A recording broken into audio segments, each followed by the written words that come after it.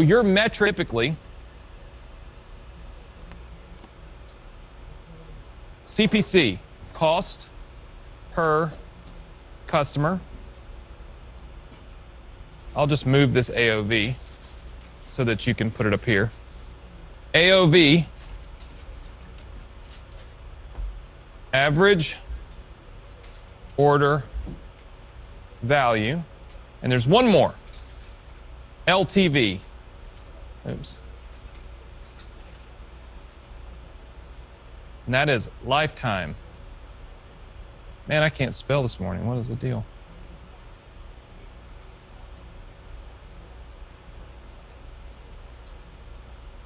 Okay, those three numbers. You live or die by those three numbers in this business. What is it costing you to get a customer?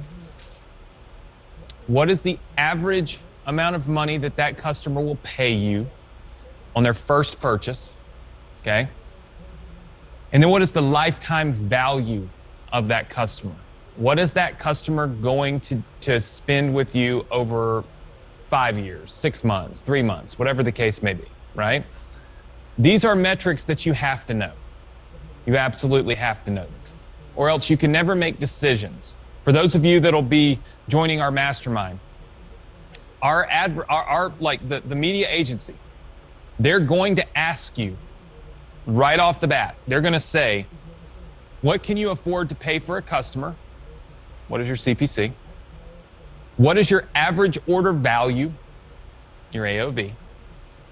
And they'll say, do you know your lifetime value? Because a lot of times we don't know a lifetime value of a customer until we've had, some time to figure it out. 6 months, 9 months, 12 months. So LTV is something we figure out over time. The cost to acquire a customer is directly dependent on this right here, the average order value. These two things are codependent. That means if you want to be a profitable business, which I truly believe that most of you want to be a profitable business, we're not in business to lose money. How many of you are in business to lose money? You've decided that you wanted to spend 3 days this weekend with us to learn how to start a business to lose money. Scott says, hell no. I don't blame you. No one should be, right? So in order to prevent losing money, we need to know what the average person is going to spend on our site, because that increases what we can spend to get the customer, right? If my cost per customer is $100 and my average order value is $109, well then, if I can get 1,000 customers a day, I can make $9,000 a day, right? So the reality is we need to always be focused on bringing the cost to get a customer down, okay? Bringing the average order value up. Now, we're at part of this profit cycle. What I want to do is tell you what directly influences each one of these things. But I'm going to do that after I've finished what I was doing here, okay? Because I want to make sure I try to do it in a sequence that lets you all completely understand. Remember, we got this email list, okay? This email list will be your best friend. This guy right here, okay? This email list will be your best friend. Why? Because number one, it will create repeat customers, which increase LTV. You can't increase your lifetime value of a customer if the customer never buys anything else from you, okay? So you've got to increase your LTV. Number two, you'll get sales without spending money, which increases your ROI. You get sales without spending any money, that increases your ROI. All right? So we increase our ROI. So basically from our list, what we're gonna do is we're gonna start sending emails.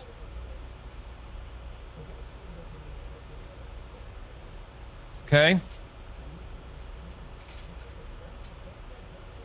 Now, these are different types of promotions, different types of things. They're all designed to send people to different products, different resources, different things. But all of these emails, okay, they every one bring people back to your site. See what I'm saying? Because the whole design for those emails is to bring people right back up here to your website, to your store, to get them to add to cart, upsell, customer. Okay? It's a machine. Once you turn on the advertising, right here, the traffic. Once you turn on this traffic, it's basically like cranking a car. The machine is on, okay? The machine is on. You're putting people onto your site, okay? They're constantly coming, constantly coming. The site then, if optimized properly and done correctly, does its job. It's grabbing new email addresses, putting them into your email sequences. Somebody's sending out those emails every day, creating more additional buyers, which increases your ROI, increases LTV for repeat customers, right? But the traffic is also creating new customers, right? Because the new customers obviously go to your email list and the cycle continues, right? Sarah says, I finally understand this now. How many of you did this help? Having a macro level picture of the details. Because see, the details actually really do matter, right? The pop-up on the store, now you can see where it goes to the email and the emails go back to the store. And the whole point of that is to get people to add to cart and then upsell, okay? And then become a customer. Upsell is extremely important. People hate upsells. You hate them. I get it. People hate to be sold. But here's the crazy thing. We would have no business, no successful business in America, probably not in the world, without upsells. Would never work. You go to McDonald's, first thing they say is, would you like fries with that? That's an upsell. You just accept it because it's at a restaurant, right? Or a fast food place. Do you want to value size it? 12 cents. Well, 12 cents times millions of customers a month, it's what keeps them in the green. When you go to Walgreens and you buy the chapstick and you have 80 tubes of that chapstick at your house, but you keep buying the chapstick, Walgreens knows this is what keeps them in business. Do you think Walgreens stays in business because of the pharmacy? No. Why do you think the pharmacy is at the back of Walgreens? Why do you think it's the furthest place back? No Walgreens in America can you walk in and just turn right and be right there at the pharmacy. Oh no, it's at the far back corner. You have to pass everything to get there and everything to get back out of the store. Designed to upsell you. The buying experience is important.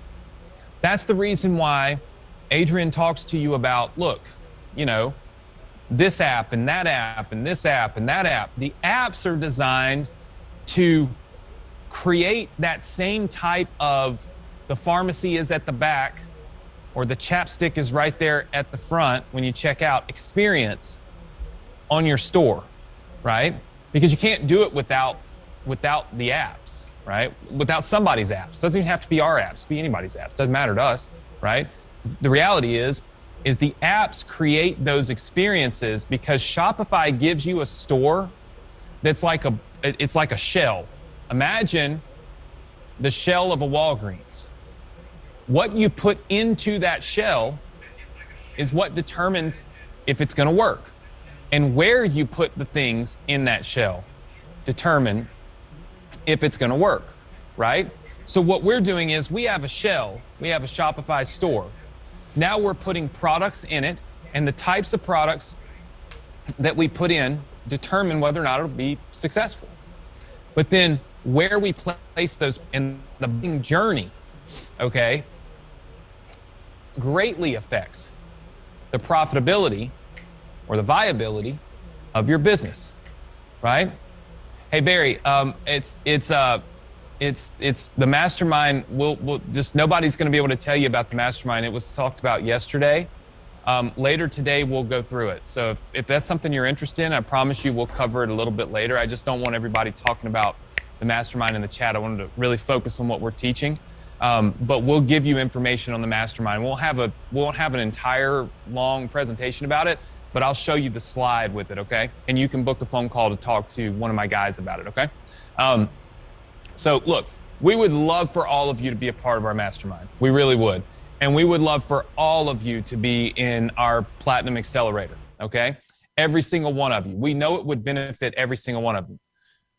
But we promised you 3 days of training. I took 2 hours out of that to present that to you. I want to focus on the training now, because that's what we promised to do. All right.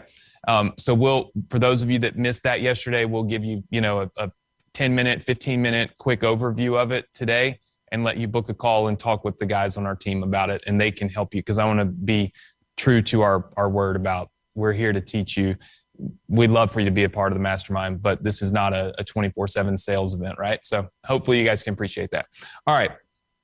So we want to teach you how to put the whole model together so that it's bolted on correctly, right? And when you look at this, you can see where are your deficiencies, right?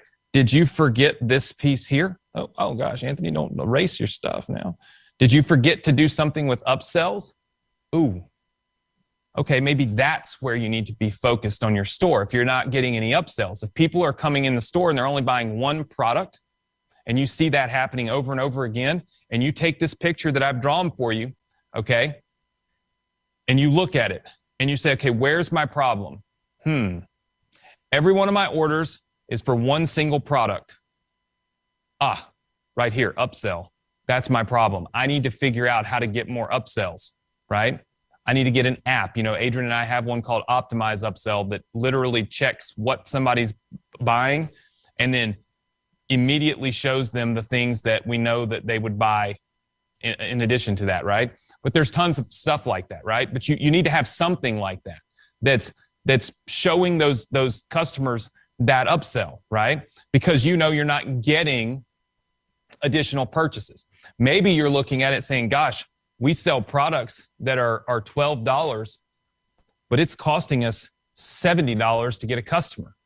That ain't gonna work. What do I need to focus on? Well, it'd be really helpful to lower my cost per customer. That would be good. Where do I go to do that? Where do I go to lower my cost per customer? Oh, over here in my ads. I need to work on my ads, right? And hey, maybe I can lower my cost per customer and increase my customer order value, or my AOV, right? At the same time, to make the disparity between the 70 and the 12 get to a more even number. You see what I'm saying? So you can figure out where you need to work on your business based on this model. Now, what affects each one of these things? This is important, all right? So what determines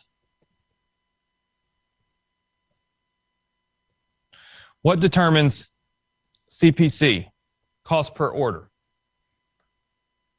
A lot of things. It could be your ads, but when we look at your ads, it could be the creative, which means like the image or the copy. Could also be the audience that you're running it to, right? So ads have a profound effect on your cost to generate a customer, all right? But it's not like it's a one size fits all. It's not like, well, it's just the ad. Well, it could be a great ad being shown to the wrong audience, or it could be a terrible ad being shown to the right audience. So within each one of these, we have breakdowns, right? The cost to acquire a customer definitely is impacted by ads. It's also impacted by your site or your theme, okay? Meaning how your store looks. How does it flow? When I come to your store, is it easy for me to get to the point where I'm going to purchase? Is it professional looking? Does it look like a 12-year-old built it? Because if so, I'm probably not going to put my credit card number in, right? So your site design theme, how professional, right? How professional does it look? Those things affect the buying decision that somebody is going to make when they get there, okay? So that's very important. This all affects the cost to acquire that customer, all right? Your AOV. Well, obviously your product price matters, and you'll want to split test that price, okay? You will not want to just do a one size fits all. You might run some traffic, and whatever the product is, you might charge $9 for it this week. You might charge $12 next week. And you see which one is, can I charge $12? Will people still pay $12? Right? You split test. You start off with your lowest price, and you work your way up until you get to a point where now you realize you're getting pushed back because of the price. This is how everybody rolls anything out. If you look at our business, what we do as a e-com business, I told you all this yesterday. We had a mastermind, right? $18,000. It won't be $18,000 next time. It'll probably be 25. It'll definitely be at least 22, 23. But then after we do 25, it might be 30, right? Until we find the point where, okay, people say, hey, that's a little too much. It's not, now all of a sudden it's not worth it for us to come. And then we realize, okay, we've maximized the value of our service. We now know the audience, the people, the community, they're willing to pay $27,000 for our mastermind. Awesome. But we start with the very low price, right? And then we work our way up. That's the only way that you can ever maximize the potential in your business, right? You want to do the same thing. Start with a lower price and then start inching your way up until you see that, okay, I've been getting 100 orders every day, same amount of advertising. Now I've raised my price, and I've raised my price to the point where I'm getting 20 orders. Now the numbers don't make sense. I need to lower my price back down. And you find that perfect, that perfect price point where you're making as much money as you possibly can. Because guys, here's the deal. And I want you to all truly, truly, truly, truly listen to me when I tell you this, okay? Because I've been in this business for a long time. A lot of you probably don't know me. That's okay. But I've been doing this for 20 plus years. I've sold 1 million books on national television teaching people internet marketing. I'm just behind the scenes on this. Adrian's more of the front of the house guy on this one.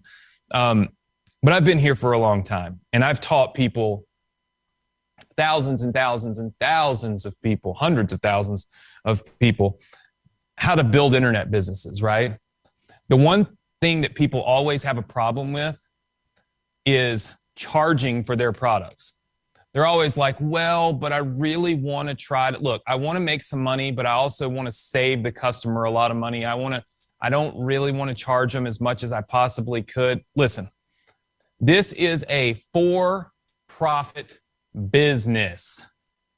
Your time is worth money. It's worth it. You may not think it is. Nobody may have told you that in your life. But I promise you that it is, because do you know what time is? It's the one thing that you and we can't buy back. It's the one thing that we can't replace in life. We cannot replace time. So if you spend your time fulfilling an order, working on your site, busting your tail to make this work, you should make the most money possible for that time that you spent, because guess what? When you say yes to your business, you are saying no to something else in life. For me, I said yes to my business today to be here with you. I said no to sitting at home with my 1-year-old who's sick as a dog right now. I said no to being there to help my wife who's also sick. Take care of that 1-year-old. There's a cost with everything, right? And so when you take time away from your family, from your friends, or from your happiness and enjoyment in life to do and work on your business, you should feel okay with getting paid as much as you feel like that cost was worth. What was it worth to you to not spend that time with your family? What was it worth to you to not go on that vacation, not go to that movie, not spend that time with your friends? Because we can't get that time back. So don't go into your business trying to sell at the lowest possible price to do good by the world, because the world will slap your ass around time and time and time again. The world does not love you. They are not thinking about you. They do not care about you, contrary to what you may believe. So all the time you're trying to do all this great, but it don't come back, right? Doesn't come, and it never works out this way. We have a company, we build houses. New construction houses. It's just like e-commerce, right? We build it. We have to put all the stuff together, a little funnel, and we sell the house. We just sold a house recently, okay? One of the guys in my office, he came to me and said, Anthony, the house appraised at 60 square feet bigger than what was on, what we originally thought. And the contract says we're supposed to, the final price is based on the final appraisal and the final square footage, right? Which would have raised the price of this house by about $12,000. And he said, so listen, what should we do? Should we charge the $12,000 or, should we just give them the house at what we thought it was? And I said, well, the contract says we should charge $12,000. And he's like, yeah, but I just want to do good by people. And I told him, Josh, people will not do good by you. If this house was 30 square feet smaller than we thought, they would immediately be asking for a discount. And I said, just because you do one good gesture for them doesn't mean they're not going to come back and stick it to you 2 minutes later. I'm like, contracts are contracts. We are in business to make money, sell the house for what we said we would sell it for in the contract, which is totally fair. He went, discounted it. Kills me. Went and discounted it, right? By 50%. So he didn't charge them for that square footage. You know what they did? The next day, after we agreed to give them a discount on this, right? On the contract that they put this clause in. We didn't even do it, okay? They turn around and say, we're not buying the house right now. We want a full structural engineer report and all these things, thousands of dollars of reports that are not necessary, weren't necessary, and were not in the contract. And I just looked at him and I said, did discounting that $7,000, $8,000 take you too far? Did it get you anywhere? Nope. They turned right around and stuck it to you. It wasn't even 24 hours later. That's the world we live in. Right? And I don't mean to be cynical. What I mean to do is to tell you that it is okay to make money in business, right? And you should make money in business. Because just like that house took 9 months to build, these websites and these businesses take hours of your life. So charge the prices that you can charge to make the money and the most money that you can possibly make and feel good about doing it, right? So what determines AOV? Obviously, product price. Big thing here, upsells. You've got to create and generate really good upsells, okay? really good upsells to your products. So find, like, kind. All right? Find, like, kind. One of the products we used to sell, I know this was back in the day. Some of you probably remember this. Anybody remember when the acai berry was just the biggest thing on the planet? Was acai berry? Any of you remember that? Just say yes. I see Michael says yes. Acai berry was this greatest, was take the drink, eat the drink, whatever it was. I don't know. I didn't take any of this stuff, but we said, hey, we can sell it. So we started selling acai berry. People were buying it all just left and right. It was on Oprah. It was on Dr. Oz. It was everywhere, right? Anyway, we started looking for, hey, just like anything else, we're selling this product, but we need an upsell. We're not making enough money with just one product to cover our advertising and all this stuff. What can we do to make more money? Well, a lot of people would say, well, sell blender. Well, somebody just said sell blenders. But we thought a little differently, and I want to teach you to think a little differently, okay, about your upsells. It's not always about, if I sell gloves, maybe I should also sell, you know, the little, whatever, the little hat, the beanies, right? Because somebody's going, you know, going out in the cold, right? Look, what we sold, I know you guys are going to laugh about this, and it's okay. We're all friends. We've been together for 3 days. We said, look, who are these people that are buying this acai berry? Oh, it's people that are looking to be healthier. It's people that are looking to, like, health benefits, right? So we started looking, and I was like, wow, hey, somebody just got their first checkout and first sale. Congrats to Nugent Brown, who just got his first sale, or her first sale, sorry, I don't know, on their Shopify store. Congrats. What did we sell? We added in something called the 3-day colon cleanse. Yes, we are not above or beyond or below or whatever you want to call it, selling the colon cleanse. Why? Because we found that all the people that were buying this acai berry were health crazed people, right? So they didn't just need a blender to blend the stuff up. They wanted other things like it, right? So even though you would never think that a colon cleansing product has anything to do with an acai berry, if you look at the type of person buying, you would see that it works. We were able to sell 60%. Here now, 60% of the people that bought the acai berry bought the colon cleansing product. 60%. That's a massive upsell take rate.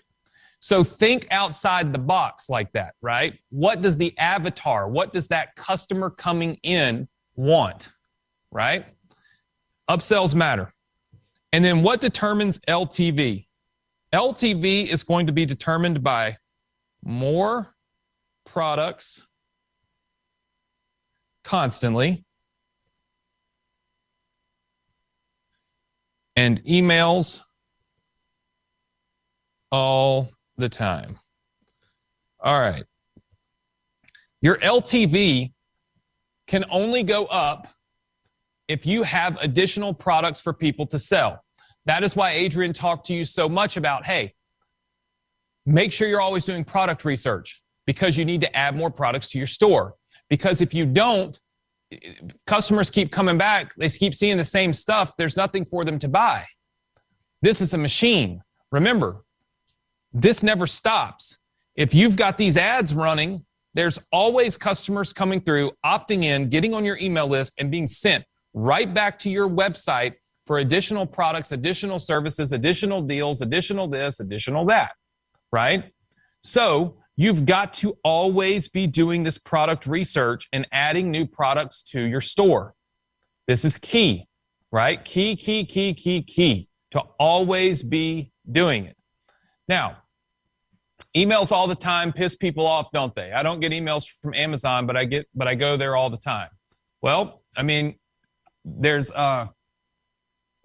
two ways to think about that. You also don't get emails from Walmart, but you shop at Walmart. Walmart is a brand, right? You shop at Best Buy. It is a brand, right? Your store is not a brand. It is not Amazon, okay? Until you advertise your store in a commercial during the Super Bowl, no one knows what your store is. So therefore, you do not get the luxuries of, people will just shop at my store. No, you have to keep pushing people back there.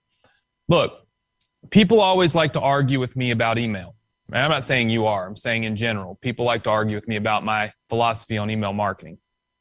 They always like to tell me that too many emails make people angry. Okay? And I say to them, well, why do you care? If you make a few people angry in order to sell 1,000 people your products, the angry people can just unsubscribe. It's not that big of a deal. There's a button. Remove yourself. Eliminate your anger. It's anger management. Just unsubscribe. It's real simple. They're on your list because they wanted to be on your list. They can take themselves off your list at any point in time. So I don't really care how many emails the people on my list want to receive. What I care about is how many I need to send in order to reach the numbers and the metrics and the sales that I need to make for my business to work. I run my business for me, right? For the business. And I make decisions for the business. And if those decisions don't align with what the potential people on my email list like, well, they have an option to unsubscribe and leave. And then they can go buy from Amazon, who never emails them. That's perfectly fine, right? No problem. What you will find is when you send these emails out, as Adrian shared with you, a lot of those emails will be discount codes, flash sales on products and things like that. People might get a little irritated that you send out these emails or send so many, but they don't want to unsubscribe, because what happens when you send a discount to something that they really want and they're no longer on the list? So they'll stay on your list anyway, right? Because they don't want to miss it. It's called FOMO, fear of missing out. They don't want that. See what I'm saying? So every day that goes by, I'll leave you with this, and then we're going to get started with our Facebook Business Manager marketing setup, because now you've got this profit cycle set up here. I'll leave you with this analogy, because I feel like analogies help people to truly understand what's going on. It's hard if you can't compare it to something that you already have an experience with. Sending emails every day is kind of like an airplane taking off. When an airplane takes off and it has 100 seats and 50 of those seats are empty, there is no possible way for that airplane to make back the money that it lost or did not make from those 50 seats. Once the airplane's in the air, that's it. That flight, it's over with, right? It's going to land. It'll pick somebody else up, but that particular flight lost the revenue from those 50 seats, and it can't be undone. Every day that you wake up in the morning is like an airplane taking off. And if you do not send emails for that day, it is like you letting that airplane fly empty for a solid day. You can never go back and make that money back. It's impossible. Doesn't matter what you do. I don't care how smart you think you are. You can't do it, right? So every day is an opportunity to make money when your airplane cranks up, okay? And before it lands at night, you have a chance to send an email that can generate sales. If you don't do it, you can still do it tomorrow, but it ain't gonna make up for what you lost today. So I send emails every single day. I have over 2 million people on my email list. Nobody yells at me, nobody complains, right? Do people unsubscribe? Sure.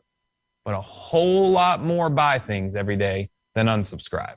And that's the lesson that really matters, all right? So how many of you feel like you got a good handle on this and it feels good, you understand it, it's clicking for you, and this has really helped you for the day? Just give me a big yes.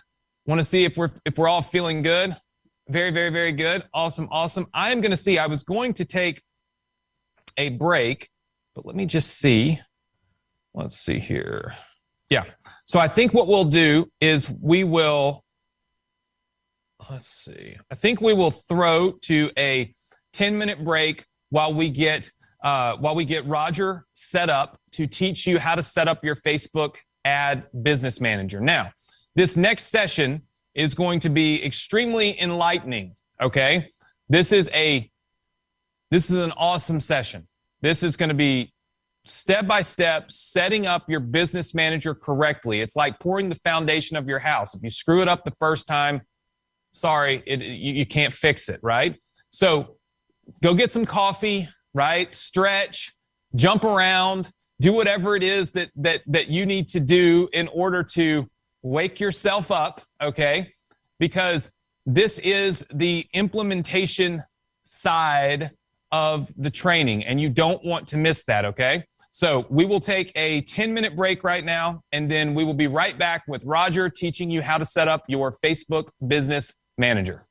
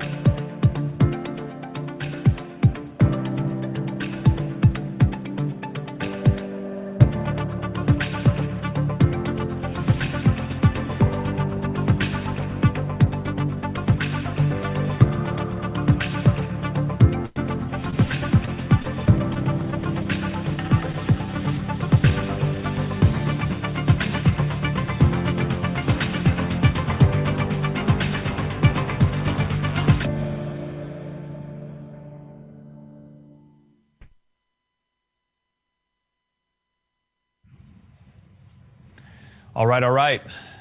Nice little break. Did everybody get some coffee? Very good. I see some yeses coming in. Coffee is a good thing for those of you that need coffee. I'm not a coffee drinker, I won't lie to you. I own a coffee shop though. I opened one this year. It's really smart. I opened a coffee shop, never drank coffee. The things we do for the people we love, right? As my wife loves the coffee. So Mississippi is not really known for great coffee. And my wife is from the coffee snob city of the U.S., Seattle. It's where they just, somehow they can taste the difference in this coffee and that and whatever. So they love their coffee, but she's lived here 14 years, never been able to get good coffee. And so I said, okay, well, we can spell this problem. We'll just open our own coffee shop and we'll make the coffee you like, and you will always be able to get good coffee. And so now we have a coffee shop. And the news came out and interviewed me the other day, was on the news. And they were like, well, what's your favorite coffee? And I'm like, because I was literally on the news and I don't drink coffee. So I don't know. So I was just like, Granita. Because I remembered that we have this Granita machine that makes like slushy coffee. I don't know if any of you've ever had that before. I don't even know what it is. I know that we're like one of the only ones that have it here. But anyway, it was a Granita. So I said, Granita, it's my favorite, But I didn't know what anything, I could have said latte. And what kind? No, like the kind that we make in there, the ones that are hot, I guess. I don't know. So I truly know nothing about the coffee. So, but I'm glad all of you have had your coffee and you're wide awake now. So I'll just continue to drink my water. This session is going to be a great session. It's going to last about 45 minutes or so. Okay. And listen, we're going to give you more breaks today because this is more intricate stuff. So I kind of know that after you go through one session, you don't want to just like roll right into the next thing. Your brain needs just a 10-minute. Okay. So after Roger does this session, we'll take a 10-minute break before we do the launching your first ad. And then of course, finding audiences and targeting, right? So we'll give you a couple more of these 10-minute breaks just to clear your head, make your notes all good and that kind of stuff. So just worry not, right?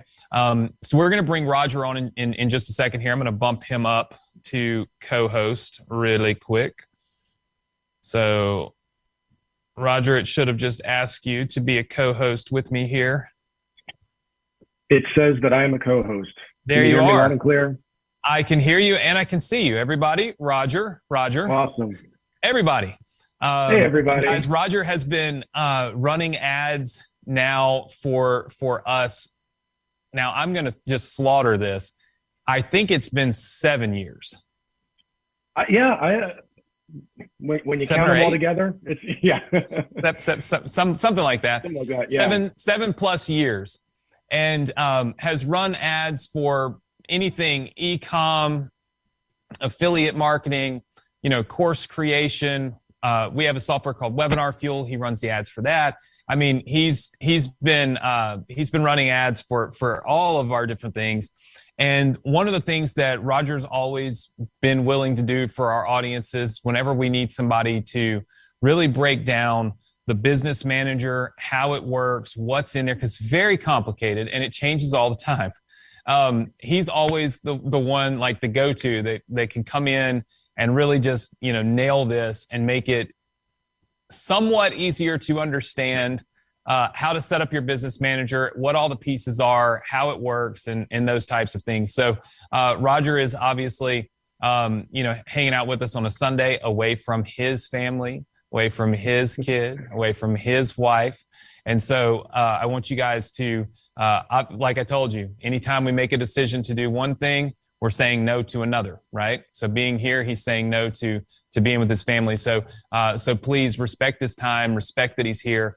Focus and pay attention, because obviously we're here to teach you something, right? Not just to fill some space. So really, really focus on this. I think there's going to be an awful lot for you to learn from it. So with that said, Roger, I will turn it over to you to teach the business manager, the one thing that I can never figure out. you own a coffee shop. You don't drink coffee, but you own a donut shop too, right? I do, and I eat the donuts. Okay. I was gonna say from your abdominals, it seemed like you hadn't smelled a donut since 2020. So like, I wasn't sure if you consumed any of that or. I did. I got the donut. Look, when we opened that donut shop, man, I'm not gonna lie. I was 171 pounds when we opened it up. Okay. I remember I weigh myself every day. 171 pounds. By the end of Christmas, I was 179 pounds. Heaviest I've ever been in my life. And I was kind of excited because I'm on this weight gain thing, guys. I was 131 pounds before COVID. Okay. 131. I looked sickly. My wife told me I looked sickly. COVID hit. I had a chance to focus on my health.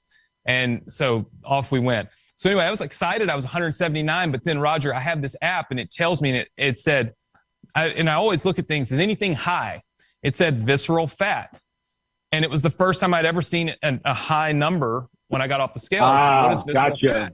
I click it and it says the fat around the belly area. And I'm like, oh my God, it's the donuts. I finally have belly fat. So I immediately halted all consumption of donuts until back down to 171 pounds. And now I just eat one every once in a while. So at least that's impressive.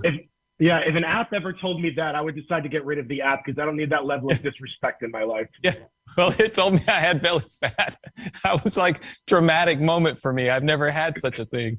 So, but I do eat the donuts. I don't drink the coffee. So, we'll see how it goes. Maybe one day I'll get into the coffee. All right. Can I share my screen here? You can. Take over, share your screen. And I'm going to cut my camera off so it's not in the way of everybody. All right, everyone, give me a few seconds to make sure. Let's see. I can get. And let me just ask: Does everybody see? Does everybody see Roger? Roger on the screen now? Good. Like his screen, but then also him. All right, cool. I'm going to turn my webcam off so that you're just obviously focused on him, and I will let him rock and roll. And just a quick question before I'm, neck deep in this presentation. Can everyone see the slide, specifically the slideshow that I have here? I see it. Can you go to the next slide for me? I just want to make sure it's not messed up. It's got these is it supposed to have like a ladder looking thing on the left side? There you go. A ladder? Nope. Now it looks good. Oh, okay. We're good now. How about I go back and forth between a few slides here? Everything look good? Looks good to me.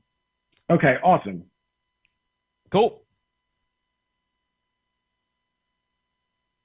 All right. This is the first time I'm doing a slideshow through Zoom. So feel free to jump into the chat if something is unclear as far as the presentation goes. But the audio is here, and I promise the audio is going to be 99% of what's important when it comes to this presentation. So we are going to talk about setting up your Facebook or Meta Business Manager today, the crucial steps for success. Now, go back, there we go. The first question that I had when I was told that we were going to do this presentation is, why do we need an entire presentation for setting up your business manager? Wouldn't it just be easier to follow some step-by-step instruction, or maybe head over to YouTube and find a quick free video to go through these processes? But as I went through those processes and as I watched some of those videos, I realized that there was a lot of information that was being left out. And there was some additional information that I felt like was a little confusing. It kind of muddied the waters and it wasn't really, really helpful. So I wanted to put together a completely fresh, good for, this year presentation to help you guys out with all of the stuff that's happening, because there's been a lot of changes recently. As Anthony said earlier, Facebook changes their layouts and their platform on a regular basis, and they add a lot of features that you really don't need when it comes to setting up your first ad. So my 3 goals for this morning is going to be to save time, so that when you go and set up your business manager for yourself, you are not going to have to press a lot of unnecessary buttons or be overwhelmed by all of the features within the manager. Two, we're going to focus on what's important here. I'm going to include a few things that I don't see other people including in some of their presentations and tutorials that I personally think are extremely important, specifically for those of you who are setting up Shopify stores and running e-commerce stores. And the goal, the third thing is the goal is to get your first ad live. So like I said before, there are a lot of things you can do within the Business Manager, but our goal today is to make sure you can get your first Facebook ad live as quickly as possible. So what I don't recommend doing is heading over to another tab right now and trying to follow along, because we're going to go really quick in some areas and then we're going to slow down in some areas. And so if you're trying to set this up on the side right now, you're probably going to miss some important information and you will likely be a little bit frustrated with how quick I go in certain areas and how slow I go in others. What I would like for you to do is just to watch this presentation, get a total overview of what you're going to see when you step through the processes, so that nothing is going to be surprising or overwhelming for you, and you'll have seen all of these images before that I'm going to show you now. Another issue is because we've already set up our own business managers, unfortunately, I can't just kind of click a few buttons and have you watch me set up a business manager because we've already done that. So what I had to do is go back and get screenshots of each of these. So you'll see the whole process visually and you'll hear the whole process, you know, in an auditory fashion. But I can't click every button. I believe that this will be really helpful for you. So the first step is you're going to head over to business.facebook.com/overview. That's going to be the specific URL that you want to put in. And this is assuming you already have a Facebook account. So if you don't have a personal Facebook account yet, go ahead and make sure you set that up. And then after that, you can head over to the URL that I have here on the slide. The first thing that you will see is the Create Account page. You'll go ahead and click Create Account. Once you click Create Account, you're going to put your personal name as well as your business name and your business email. Now, we always recommend having like a custom domain and then having your name attached to that. So if you maybe it's roger@geargrabber.com, we ultimately recommend that if you're starting an e-commerce business, but you don't need to worry about that to start off. This email is just going to give you the notifications of when your ad is live, if an ad is disapproved, if your ad is in review. So go ahead and just put your best email in. Don't worry about creating a separate email for this. I personally just have my best email that I personally check on a regular basis in this box. So once you put your email in, you will click Submit. And you will see a page that is going to ultimately be an overview of everything that's going on in your account. So we have, at this point, hundreds of accounts that are either active or running. And so when I visit this page, I get a ton of information, which is helpful for someone that's been running ads for a long time. But if you're just coming into this page for the first time, this section right here, this page is not going to give you a lot of helpful information. So what I recommend doing is going all the way over to the left-hand side, scrolling down to the bottom to that little gear setting, which is settings, and click on it. Once you click on it, you'll have a much better overview of what you need to do to set your business manager up. And you can see that on the right-hand side. So on the right-hand side, you can see people, you'll see where you can create an ad account, you'll see your data sources, your brand safety, all of which are going to be helpful for you as we set up our business manager for the first time. Now, I want to take a quick break, and I just want to say something about setting up all of this techie stuff. I set up my business manager about 5 or 6 years ago when I was transitioning outside of working with agencies. I set this up, okay? I have not looked at these pages or set any of this up since then. That was a one-time process that has lasted me a long period of time. So I just want to encourage you that while this process may seem a little complicated and a little complex, this is not something that you're going to have to do on a regular basis. This is something that you set it up once, and then you build from that setup to come. So if we put in the hard work up front, it's going to be much easier down the road. All right. So I just want to encourage you with that. So on that second image, you're going to see a lot of information. We're going to break down just a few of them. We don't need to go into every tab. We don't need to set up everything that Facebook has to offer here. We're just going to focus on a few of them, which I will go over now. So the first thing that we are going to do is create our fan page. I believe there was already a presentation done on creating your fan pages, but if not, this is a great place that you can do it. There's a whole separate website that Facebook has designed to create a fan page outside of your business manager. But if you want to do it all at once you go into your business manager, you could scroll down to the account section and click on pages. Once you click on pages, you'll see this screen where you can either add an existing page, request access to a page. So that'll be, say, if you're an agency and you're working with other businesses and other fan pages, you can request access to theirs. So likely that's not going to be applicable for you.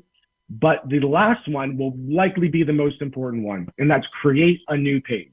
So this is where you click on that button and Facebook will give you a step-by-step tutorial on how to create a page right within that platform. So that's the first thing we're going to do, because all of our ads are going to be run from a Facebook page. Now, there's a little bit of an advantage here.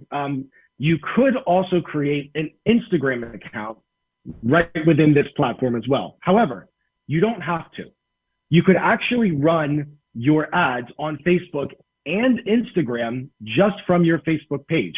Facebook will actually show ads on Instagram from your Facebook account.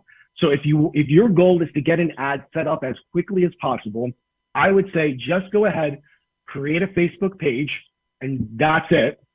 And then you can run your ads from both Facebook and Instagram from that page.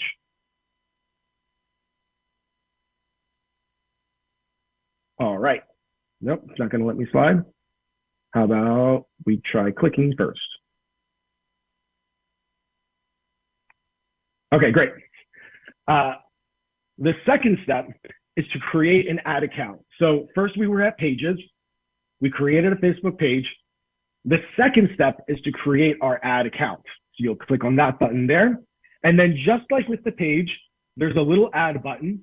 We'll click on the add button and you can do a few things here. You can either add an existing account, which you probably aren't going to do if this is your first time. The second is you can request access to an ad account. Again, that's if you're an agency and you're working with another company or another business. Likely, what you'll want to do is click on create a brand new ad account. This is where you're going to be running your ads from. Okay, once we've created our ad account, so we've set up our business manager, then we've created our fan page, then we've created our ad account. The third thing we need to do is to set up our Facebook pixel. Now, this is extremely, extremely important. I watched a lot of tutorials recently on how to set up a Facebook business manager because I wanted to make sure I was doing, I was providing the most simple and easiest explanation as I possibly could in this presentation. And what I found was a lot of people did not include how to set up your Facebook pixel.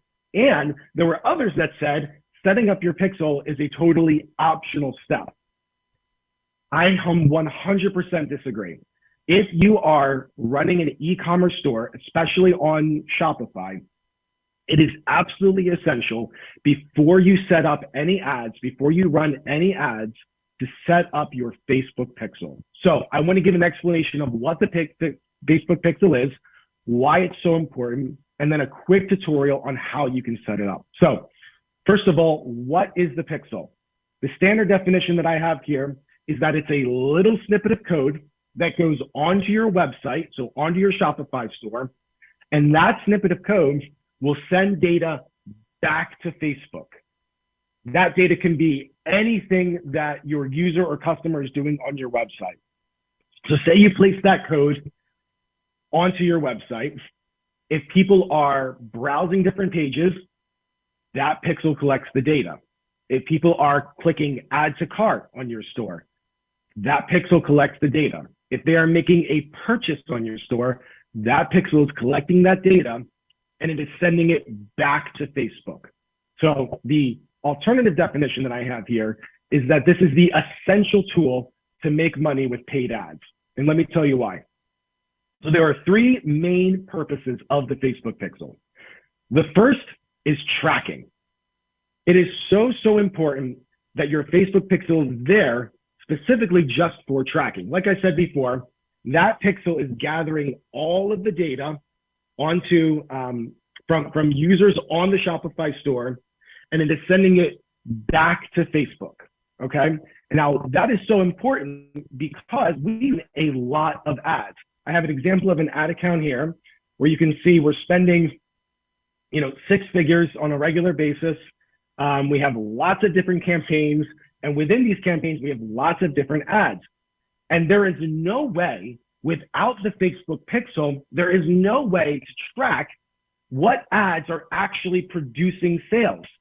People are coming, they are seeing these ads on Facebook, they're clicking on them, and some of them are buying on our store, but there's no way to know which ads are actually producing those sales unless you have that Facebook pixel on your Shopify store. So you can see here how important this type of thing is. You can see some of my campaigns, there's 800 sales.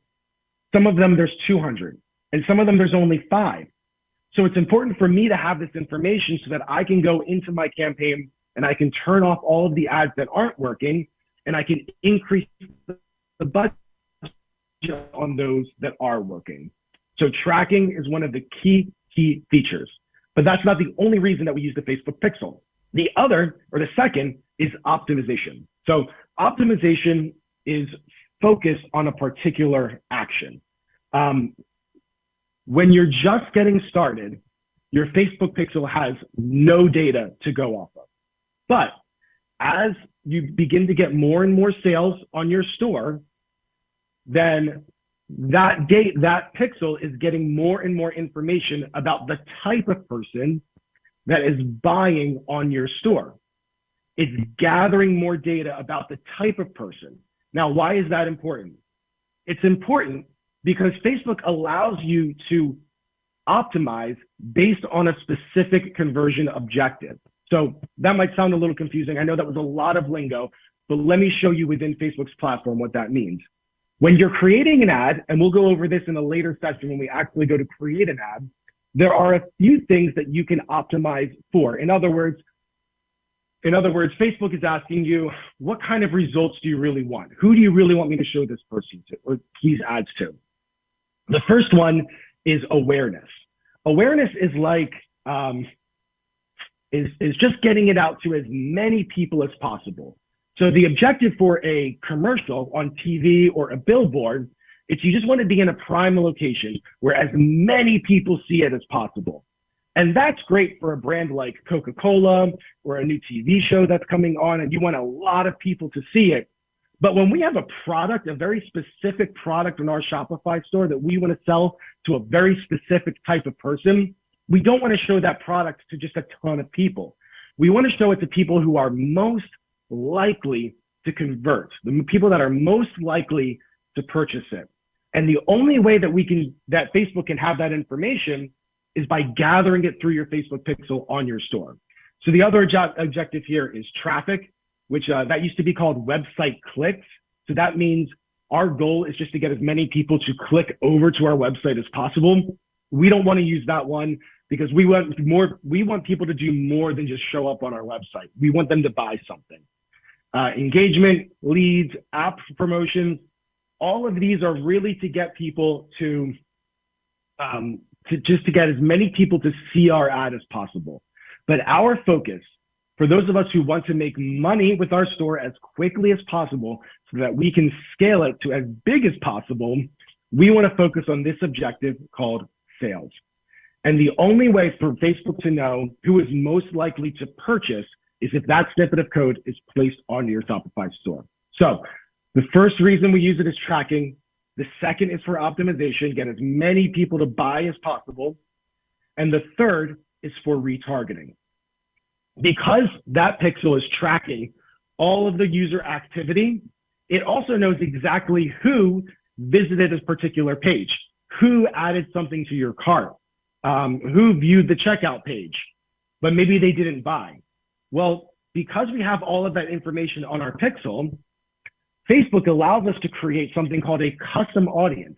And these are all audiences that are people who visited our store and did a specific action that we want to send an ad to.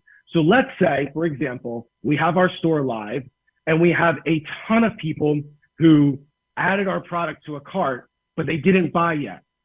Well, because we have that fit pixel, Facebook allows us to take all of those people who added something to our cart but didn't buy yet, and we can send just them ads specifically to get them back to our store and buy something. That's called retargeting, and it's an extremely powerful feature that Facebook provides. The second reason is lookalike audiences. We'll talk about this a little bit more in the interest section of the presentation, but with a lookalike audience, Facebook allows us to take those audiences who are likely to do something. So let's say we have about 100 people that made a purchase on our store, okay? Facebook allows us to take those 100 people and create what's called a look-alike audience, an audience that looks just like those 100 people, and they will actually find people that look just like that audience. So by looking just like them, I mean people who are in a particular demographic, people who have purchasing behaviors, the type of things that they purchase. Facebook will actually create an audience that looks just like that audience, but it can't do it unless we have that Facebook pixel. So I hope at the end of this, if I've convinced you of one thing, it's how important this Facebook pixel is when you're starting your advertising. So with that being said, let's talk about how we're going to set it up.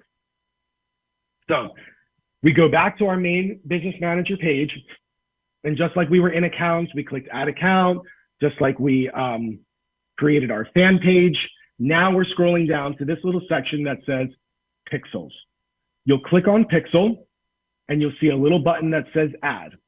That add button does the same thing it did before, where it gives us the option to do a few things with the pixel. We just want to create a new one.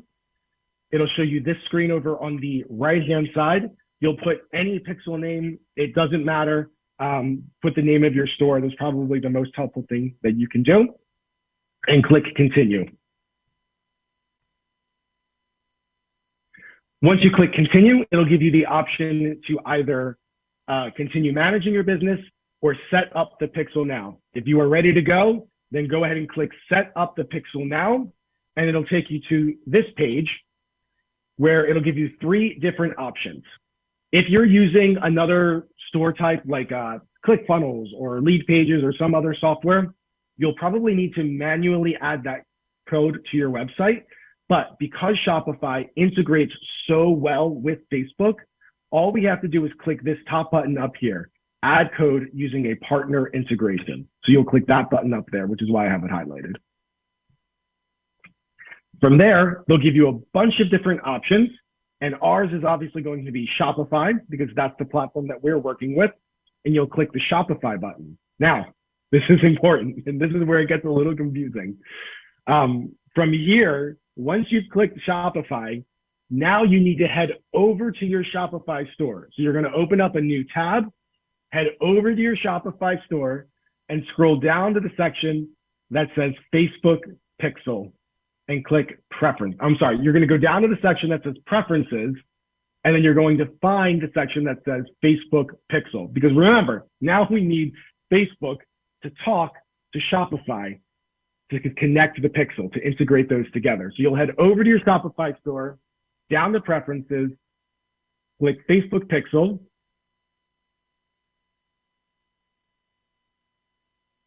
And from there, you can finally click connect account, answer a few questions, and your pixel will be connected to Facebook. So I know that was a lot of back and forth. That was a lot of information. Remember, most of that presentation was just me waxing eloquently on what the Facebook pixel is and why it was important. But honestly, when it comes to setting up your pixel, it takes about 5 minutes.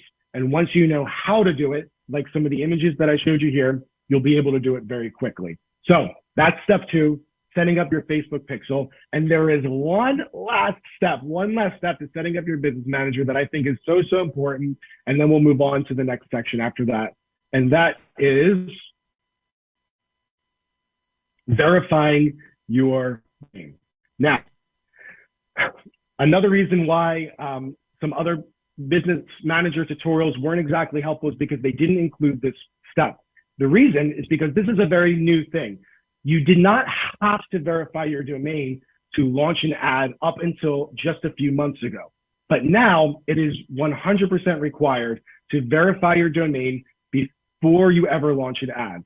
And I've seen a lot of people that I've walked through this process with, no idea why they couldn't get their ad launched. And it's because Facebook added this feature without really telling anybody that you need to verify your domain. So I'm going to show you a quick way to do that here.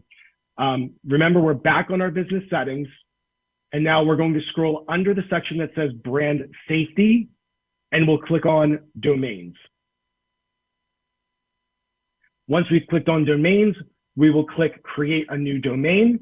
You'll put your domain name in, click add, and then we will take this little snippet of code. So before we were using the Facebook pixel, this is a totally different snippet of code that we are copying, and we're going to paste this onto our Shopify store. So before you click verify domain, what you want to do is copy that piece of code, then head over to your Shopify store, click themes under your settings, and then there's this little button here that says theme.liquid. That piece of code that I showed you earlier from Facebook, header of this code. This is so Facebook knows that you 100% absolutely own this domain. So once you've done that, Facebook can see, oh, okay, this person clearly owns this domain. So we can head back over here, click verify domain, and if everything was done correctly, we are good to go. And that is it. Hey, Roger. That's setting up your business manager. Yeah.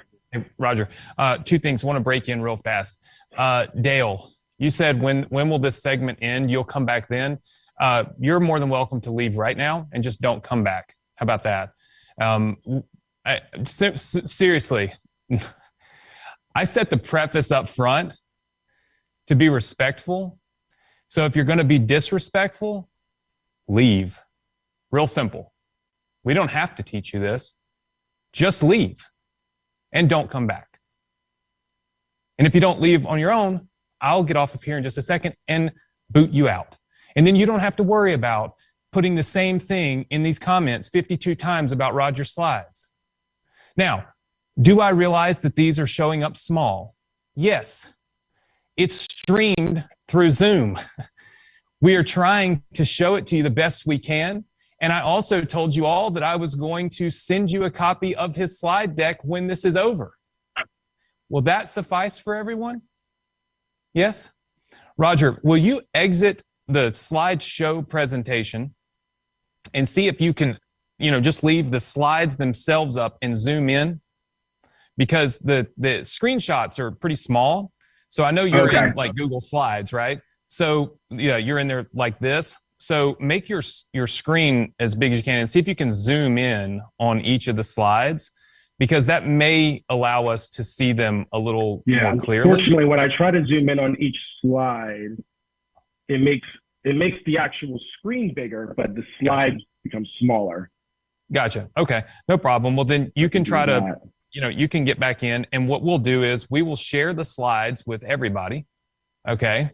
And we'll make sure you all get a very clear picture of the slides. It's less about show me the slide right this minute and more about paying attention. If you're yapping about the slide in the chat, then you're not paying attention. You're not learning anything. It's just preposterous to me. So I apologize, but I can only take so much. I just can't watch people be disrespectful. I get that your slides are a little small. The screenshots are just small, so it's hard to see the detail in them. But I also know that it's virtually impossible to make a screenshot big enough to see on a slideshow streamed through Zoom. So, of all the little details. So we will send all of you a link to these slides as soon as today is over, right? So what I would appreciate is if we have no more comments about, I can't see, I'm lost, the slides. Nobody expects you to be able to do this in 5 minutes, right? That's why we're going to send you the slides, right? It's really, really simple, really, really simple. All right. So you can go back and share your slideshow again, because it was clear, obviously, when you share it. Let me make sure that it does share. And your audio is breaking up. That was the end of the presentation. But that is good information to know for because I do have slides for the next presentation. Maybe I'll think through a different way of trying to present that for everybody. But I not only have the slides, I did create just a word by word of all the details that you need to know in a Google Doc as well. So even if the slides are a little too small, you'll be able to see the images a little more clearly there as well. Gotcha. So you've got a Google Doc that we can share with everybody and the slides that walks them through this exact step, or all these steps. Yeah. Perfect. Didn't see anybody else that came to do any presentations for us that came prepared with slides and a Google Doc to share with 400, 500 people for free. So thank you for that. Couple of questions, or a couple of things that I saw people were saying in the chat, and it does make sense, and this is a normal thing, is that your Facebook Business Manager may not match Roger's Facebook Business Manager, okay? And it may not match the next person or any other person. Facebook rolls out changes to the Business Manager literally every day to different people. So Roger and I have this issue all the time, because I have my Business Manager and I'll be like, hey, how do I go in and find this one thing? And he'll be like, click this, click that. And I'm like, dude, it's just simply not there. And he'll have to just go in and do it for me, because you have to then just, it's never like they move things to where it's not logical, well, so to speak. It's just that maybe the thing that was here moved 2 rows up, or it moved 1 page over, or whatever. So the premise of how you put your pixel on your page, what the pixel is for, the reason that we have to have this pixel, it's all the same, right? But on your specific Business Manager, when you hit settings, it may look a little different. So the thing is, just poke around and find the thing that Roger's telling you to find, right? It's just not that hard. It's there's some parts of business we just have to be able to do. We have to be able to do, on our own. It's virtually impossible to do this, and show you what you're seeing, because everybody's going to see something a little different. This is also the reason why we added this to our mastermind. We know that the techie stuff of setting up Facebook and running Facebook ads could sometimes be overwhelming. That's the reason why we said, hey, we'll run your ads for 2 months, or we'll have an agency run your ads for 2 months in the mastermind, because we want to get the ads off the ground. This is a very technical part. We can't change that. We didn't design Facebook. I'm not the one that said Facebook should be the place to advertise. It just is. We can do our very best to teach you how to do it, right? Like, that's the goal, is teach you how to successfully do it. But at the end of the day, we can't control how it's done, what you see on your end, or anything like that. And I apologize if I got a little heated and a little irritated, but some of the things that you guys don't, and this is what irritates me about too many people in one place. It's the reason why if I have a mastermind, it's going to be 10 people, not 100 people, because if it's 100 people, I'm telling you, somebody's going to make me mad. And I just I have zero tolerance for it.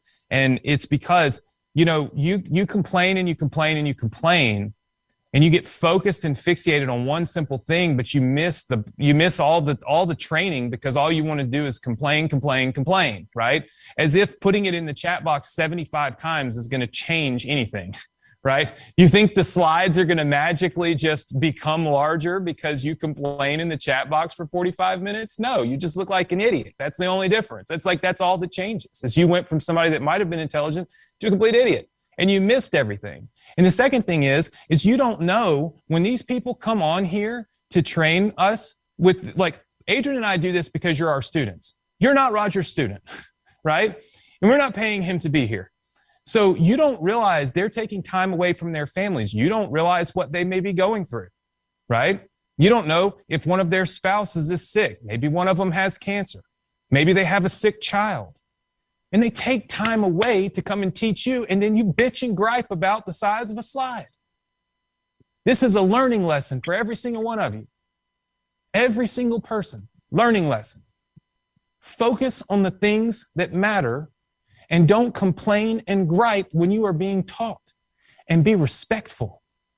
Respectful to people and respectful of their time.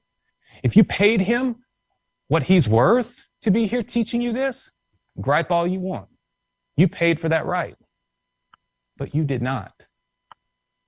Make sense? Now, as we move forward, there are a couple of other things. We are going to forego the break because I spent 10 minutes irritated again today, which my blood pressure does not need to be rising, my friend. I'm already I'm shocked that I've even still standing. So Roger, we've got the Facebook Business Manager stuff set up. You've got, obviously, the slides and the Google Doc, which I will send to everybody, right? I'm happy to send to every single person, and thrilled that you built that for them. The next phase of this, obviously, is setting up their first ad. I wonder if we can do that. I know you said you built the presentation for it. That one, we actually can do click by click. So the reason that we couldn't do the Facebook Business Manager set up click by click is because we already have a Facebook Business Manager set up. There's just no way to erase that or even set up a new one because I already have my information taken in. I have to create a whole, that's not important. The point is I can create an ad right in front of you, step by step, click by click. So we are good to go for that. Okay. Well, I mean, look, we can try we can certainly try your slides, see if maybe this is a little bigger. A lot of that was nitty gritty detail, which is, it seems to look a little smaller. So maybe the slides for this, the stuff is a little bigger, right? Where people can see it a little more clearly. Because I'd like for you to be able to go through the exact example that you had planned. So we're doing, like I said, there's no slides for this presentation. The slides will come for the Facebook interests, but those are less about which buttons to click and more just examples. So they will be very, very tiny examples, but they won't be as important as the Business Manager. Good. Okay. Just making sure. I just want to make sure that, look, the idea is to get you guys the best value out of this we possibly can. If you're here, we want you to learn, right? I mean, that's the goal, is to have you learn as much as you can, and get as much as you can from this. So Roger, why don't we go right into the setting up the ad portion now, because once you've got your Business Manager set up, which again, I'm going to send all of that information today. Okay. Which is very valuable. And so, and especially because you're learning to set it up the right way. Yeah, you can watch a tutorial on YouTube from somebody that's never run an ad before, that again is just making money because people are looking for, how do I set up my Business Manager? And they make money on the little in-stream ads. Or you can learn how to do it from somebody who's spent millions of dollars running my ads, right? And I think that you're going to find that the success with Facebook is in the nitty-gritty details. It's in I forgot to click this one box, and oh no, it blew my whole budget on, and we know what that box is because that box is coming up on creating ads. It's little bitty things, because remember that Facebook is designed to spend your money. Right. Like, that is the design of Facebook, right? They don't make money by trying to help you not spend your full budget. So all of the kind of preset settings when you launch an ad are designed to spend the money, right? So what we want to do is pull back the reins. We don't want Facebook to have total control. We want to have more control over where our ad's placed, where it goes, who's going to see it, so that we can spend less money, but spend smart money. We want to get that CPC. What did CPC stand for earlier? I wrote it down for you guys. Somebody put it in the chat box. CPC. What did it stand for? Let's see who the first person is. Look, who was the first person? It was the first person that said it. It came so fast. Looks like Sapphire Nesbitt was the first person. Sapphire, we'll send you $100. Just we'll get your email address from Zoom. We'll give you $100 for being the first person to answer, just for fun. So cost per customer, right? We want to get our cost per customer down, right? And that's going to be done by making sure you have the correct settings inside of these ads when you launch them, and you don't let Facebook just go carte blanche with it and show it to everybody and blow your whole budget. So I'll be quiet. I'll let you share your screen, but I'm going to stay here and watch and monitor very closely. So I can make sure the experience is good for everyone, both on your screen and in the chat. So I'm quiet. You take it away. And I want to personally thank you, Anthony, for sticking up for me there and being such an advocate. I really appreciate it personally. This is why, we've been hanging out for 8 years now, and I'm not going anywhere. And I want everyone else to be able to see that and to see how much Anthony really, really cares. He does a lot of stuff behind the scenes. Anthony runs businesses that you will never even hear about because of all of the stuff that he puts together. And yet he takes the time to jump into the Facebook pages and respond to students and call out people that are being rude to other people. Anthony is such a defender of his friends, his family, and his students. And so if you are on this presentation now, if you are one of his students, you are a very, very fortunate and lucky individual. I have run ads for just about every, we're going to call them guru. I know Anthony hates that word, but everyone in this industry, nobody cares about their students more than Anthony, and I've seen him do this for nearly a decade now. So with that out of the way, now I got to say my piece. I'm going to jump into the presentation here. All right, let's create a gosh darn ad, everybody. Let me scroll up a little bit here, and is it visible? How are we doing on visibility? I see it pretty good. Pretty good? Okay. I'm just going to leave it as is, and then we'll start clicking some buttons, and we're going to create an ad. Now, again, I am going to talk a lot, and I'm not going to make any apologies for that, because if I just showed you what buttons to click right now, you could get that on a YouTube video. I'm assuming that you are on this, this presentation. You're here today because you want to know not just what buttons to click, but some theory behind how we create successful and profitable ads. And so I'm going to throw in a lot of that information along with which buttons to click. Like Anthony has said, I have spent millions upon millions of dollars running ads across a lot of different industries. And at this point, I just know what works and what doesn't work. So you might also hear a couple of things of hey, you don't have to touch this, you don't have to touch this, you don't have to touch this, you don't have to touch this. I hope you consider that a huge money-saving opportunity, all right? So without further ado, let's create our first ad by going over to the left-hand side and clicking this button, this green button that says Create. When we click that button, we're going to get a few different options. If you remember from our last presentation, these are optimization. These are different objectives that we can look for. So again, awareness is going to be for big brands like Coca-Cola or a TV commercial. Hey, I want people to know about my brand. Show this to as many people as possible. We don't want that. That's going to waste a lot of our money. Traffic is going to be, hey, I want as many people as possible to click on my ad and go over to the website. That's good if you're maybe running a blogging website like BuzzFeed, which their whole goal is just to get people to view their blogs, okay? We don't want that. We want people to buy our stuff. Engagement is, I want as many people to like, comment, share my ad as much as possible. That's a great objective if your goal is to get a lot of buzz around your ad. For us, we want sales. We don't want that. Leads, app promotions, neither of these are what we're looking for. We are looking for sales. So if your Facebook pixel is all set up, sales is an option for you. So we'll click on sales and we will click continue. And we will wait patiently for it to load. All right. Sales campaign, you can go ahead and name your campaign whatever you'd like.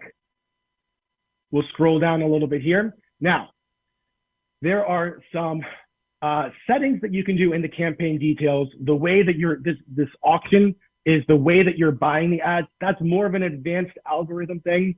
Unless you are spending maybe $1,000 to $10,000 a day on your ads, you don't need to worry about that. So if you're starting under $1,000 a day on your ads, I would ignore this section for now.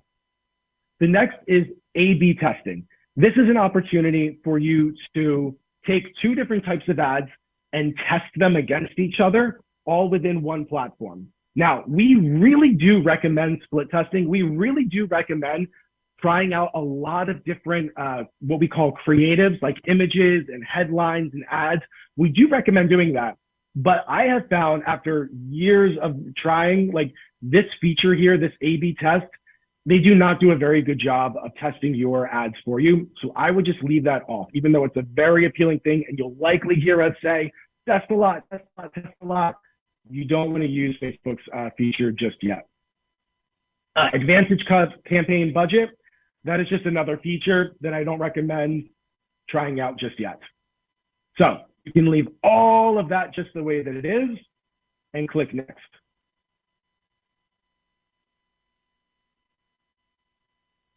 Once that section loads, you see that we are now in our ad set area. So before we set up our campaign, we clicked next, and now we are in the ad set. The ad set will do two things. It directs our pixel and it focuses our targeting. So the first thing that we'll do is we'll select our pixel. Now, if you remember from the last presentation, we created our pixel. Now we're going to head over to this box right here and we're going to select it. So this is the pixel that we're going to use for this particular campaign. As you can see, we have a bunch of different pixels here.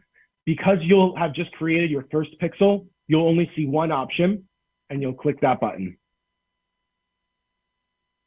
Now we'll scroll down and you could set your daily budget here. I know a lot of people ask about how much you should spend per day per ad set. You could go as low as $5, but I do not recommend going any lower than that. We start pretty much every daily budget at $100, but that's because we spend at least $1,000 a day across all ad sets whenever we're running a new offer. But you don't need to do that. You can just spend $5 a day on maybe 3 or 4 different ad sets as you're getting started and testing, and you can start small. But I just want you to remember that the smaller we start, the less data we're getting. And so the longer you're going to have to wait to see some actual results. And that's okay.